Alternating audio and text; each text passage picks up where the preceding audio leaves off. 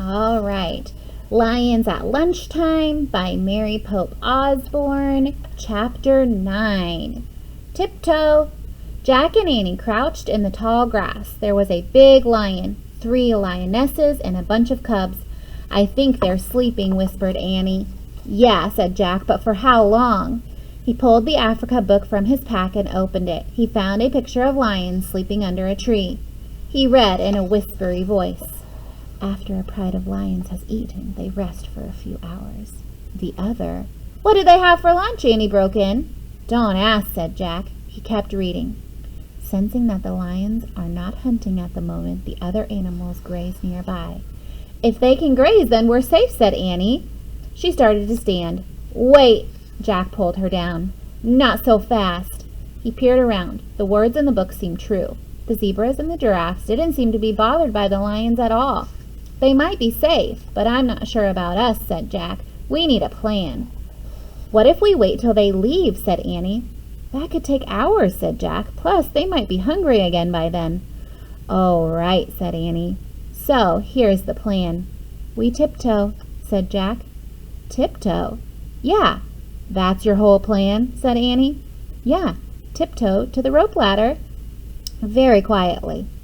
"Good plan," Annie teased. "Just do it," said Jack. He stood up slowly. Annie stood with him. They began tiptoeing through the grass very slowly. The lion flicked his tail. Jack and Annie froze. When his tail was still again, they moved again. Suddenly, high-pitched laughter split the air. Jack and Annie stopped. The hyenas were back. They were standing off to the side, watching Jack and Annie. Jack and Annie made silent monster faces and shook their fists, but the hyenas only laughed some more. The big lion stirred lazily. He opened his golden eyes. Jack felt the hair rise on the back of his neck, but he didn't move an inch. The lion lifted his head and yawned. His giant teeth gleamed in the sunlight. The lion turned his head as he looked around sleepily. Jack held his breath as the lion's gaze rested on him. The lion sat straight up. His piercing yellow eyes met Jack's. Jack's heart raced. His mind raced. He remembered something he'd read. Lions avoid giraffes. Jack looked around. There was a giraffe walking toward the tree that the magic treehouse was in. Suddenly, he had a new plan. "Get under that giraffe," he whispered. "Now you're the one who's nuts," Annie whispered back.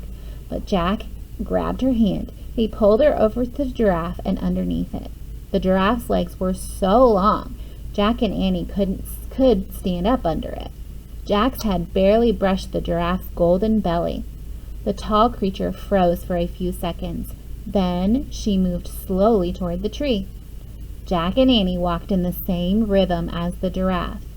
They got closer and closer to the treehouse and closer to the pride of lions. The big lion had stood up. He watched them moving under the giraffe. When the rope ladder was just a few feet away, Jack and Annie dashed out from under the giraffe to the rope ladder. Annie scrambled up first. Jack followed right behind her. As they climbed, the lion growled and leaped into the ladder. The hyenas laughed. Jack climbed faster than he'd ever climbed. He leaped after Annie into the treehouse.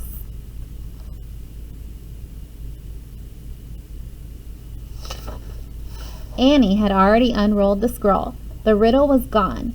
In its place was one shimmering word, honey. Jack grabbed the Pennsylvania book. He opened it and found the picture of Frog Creek Woods. "I wish we could go there," he said. Just then the giraffe stuck her head through the window. "Bye, honey," said Annie, and she kissed the giraffe on the nose. The wind started to blow. The treehouse started to spin. It spun faster and faster. Then everything was still.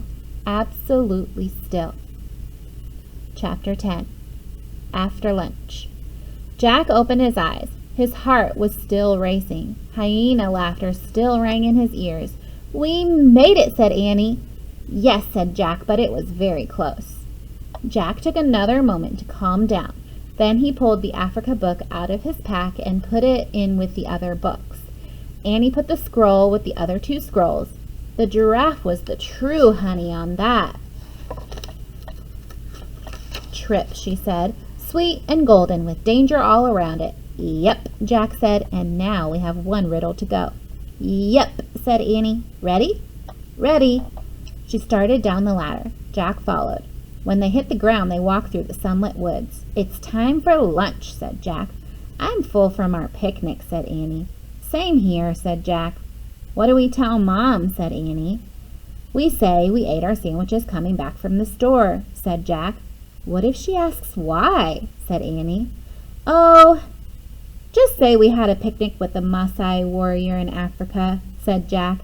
Annie laughed. Right, she said, because we didn't want him to be mad at us for taking his honey. Right, said Jack. The honey from the beehive that led a honey guide. Right, said Annie. And that happened after an elephant gave me a shower and we scared off 2 hyenas. Right, said Jack. And after you fell into a mud hole because you were helping 1,000,000 wildebeests migrate across the river. Right, said Annie. And all that was before a giraffe saved us from a lion. Right, said Jack. Jack and Annie left Frog Creek Woods and started up their sunny street. They were silent for a moment. Then Jack pushed his glasses into place. We better just say we ate our sandwiches on the way home from the store, he said. Right, said Annie. And if Mom asks why, started Jack. We'll just say it's a really long story, said Annie. Right, said Jack. With like 10 chapters. Annie laughed. Good plan, she said. Very good plan, said Jack. They crossed their yard. They went up through the steps, the back door. They went up their steps and through their front door. We're back, Annie shouted. Great, called their mom. Ready for lunch?